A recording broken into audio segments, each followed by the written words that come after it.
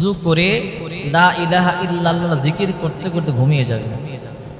ওযু করে লা ইলাহা ইল্লাল্লাহ জিকির করলে কি হয় শুনলে আশ্চর্য হবেন। একটা কথা মনে রাখবেন, জিকির থেকে গাফেল হলে ভালো থাকা যায় না। যে ব্যক্তি জিকির থেকে গাফেল সে কখনো ভালো থাকতে পারে না।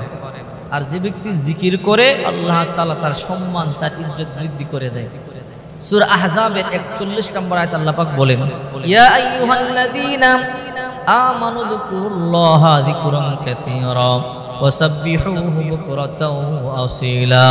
হে মুমিনগণ, তোমরা অধিক পরিমাণে আল্লাহকে স্মরণ করো এবং সকাল সন্ধ্যা আল্লাহর পবিত্র নামের জিকির করো, তাসবিহ জপো। আল্লাহ তাআলা মুমিনদেরকে বলছে, কাফেরকে বলে নাই, মুশরিককে বলে নাই, বেঈমানকে বলে নাই। হে ঈমানদারেরা, যারা আমাকে ভালোবাসো, যারা আমাকে বিশ্বাস করো, আল্লাহ তাদেরকে বলে তোমরা দামি হওয়ার জন্য, সম্মানিত হওয়ার জন্য সকাল সন্ধ্যা বেশি বেশি তোমরা জিকির করো, আমার পবিত্র নামের জিকির করো। বিশ্বনবী মুহাম্মদ সাল্লাল্লাহু আলাইহি ওয়াসাল্লাম বলে, একটা শয়তান আছে সবসময় মানুষের কলবের মধ্যে বসে থাকে ধোঁকা দেওয়ার জন্য। নামাজ পড়বে তখনও ধোঁকা দেয়। দেখবেন নামাজ পড়ার সময় দোকানের কথা মনে হয়, ব্যবসার কথা মনে হয়, চাকরির কথা মনে হয়, বিবির কথা মনে হয়, সন্তানের কথা মনে হয়। আল্লাহর হাবিব বলে খিনজাব, তার নাম খিনজাব। এই শয়তানটার কাজই হলো নামাজে ধোঁকা দেওয়া। রাসূল করিম সাল্লাল্লাহু আলাইহি ওয়াসাল্লাম বলেন, যখন মানুষ জিকির করে আর শাইতান জাসিবুন আলা কলবি বনি আদম, প্রত্যেক বনি আদমের কলবের মধ্যে একটা শয়তান বসে আছে হাঁটু গেড়ে। ফাইদা যাকারাল্লাহা ফানাসা ওয়া ইযা গাফালা ওয়াসওয়াসা। জিকির করতে দেরি হয়, শয়তানটা ভাগিয়ে পালাইতে দেরি হয় না। আবার জিকির ছেড়ে দিলে শয়তানটা আবার এসে ধোঁকা দেয়। এই জন্য জিকির করবেন বেশি বেশি, শয়তান পলায়ন করবে।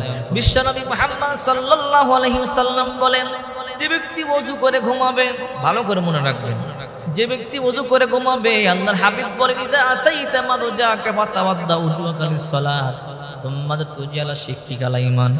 তোমরা যখন ঘুমোতে যাবে নামাজের মতো ওযু করবে, ডান কাঁধ হয়ে শুয়ে পড়বে। রাসূল করিম সাল্লাল্লাহু আলাইহি ওয়াসাল্লাম বলেন, যদি তোমরা ডান কাঁধ হয়ে শুয়ে পড়ো, যতবার পার্শ্ব পরিবর্তন করবে আল্লাহর ফেরেশতা ততবার বলবে, আল্লাহুম্মা গফিরলি ফাইন্নাহু বাতা তাহিরা। আয় আল্লাহ, তুমি তার গুনাহগুলো মাফ করে দাও। তোমার বান্দা ওযু করে ঘুমাইছে, আল্লাহ তাআলা তার গুনাহগুলো মাফ করে দেয়। আবার হাদিসের মধ্যে আছে, ওযু করে ঘুমাইলে, ঘুম ভাঙলে একটু জিকির করলে আল্লাহর কাছে যা চাবে আল্লাহ তাআলা তাকে তাই দিয়ে দিবে।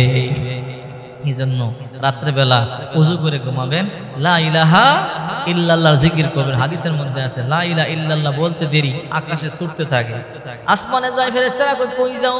বলে বাধা দিও না, আমাকে যাইতে দাও। দ্বিতীয় আসমানে যায়, কই যাও? বলে বাধা দেও না, কথা বলার সময় নাই, আমাকে সারিয়ে দাও। 7 আসমান ভেদ করিয়া, সিদরাতুল মুনতাহা ভেদ করিয়া, 70,000 নূরের পর্দা ভেদ করিয়া, লা জামাল লা মাকান ভেদ করিয়া সোজা আরশ আজিমের মধ্যে যায়, ধাক্কাইতে থাকে আরশ আজিমের খুঁটি। আল্লাহ কই, কিরে আরশ আজিমের খুঁটি কেন ধাক্কাও? লা ইলাহা ইল্লাল্লাহ কই, মালিক তোমার বান্দা দুনিয়ার জমিনে লা ইলাহা ইল্লাল্লাহর জিকির করে, তুমি এখনো মাফ করো না। যতক্ষণ মাফ না করবা আমি ধাক্কাইতেই থাকবো। সুবহানাল্লাহ। আল্লাহ বলে, যাও তারে মাফ করে দিও। এই জন্য বেশি বেশি লা ইলাহা ইল্লাল্লাহ জিকির করবেন। রাতে যখন ঘুমাবেন ওযু করে ঘুমাবেন, লা ইলাহা ইল্লাল্লাহ জিকির করবেন, কপাল খুলবে, কপাল খুলবে, কপাল খুলবে। আহারে মুসলমান, আমল নাই, আমল নাই, কপাল খুলবে, ভাগ্যের পরিবর্তন হবে। এই ছোট্ট আমলটি যদি করতে পারে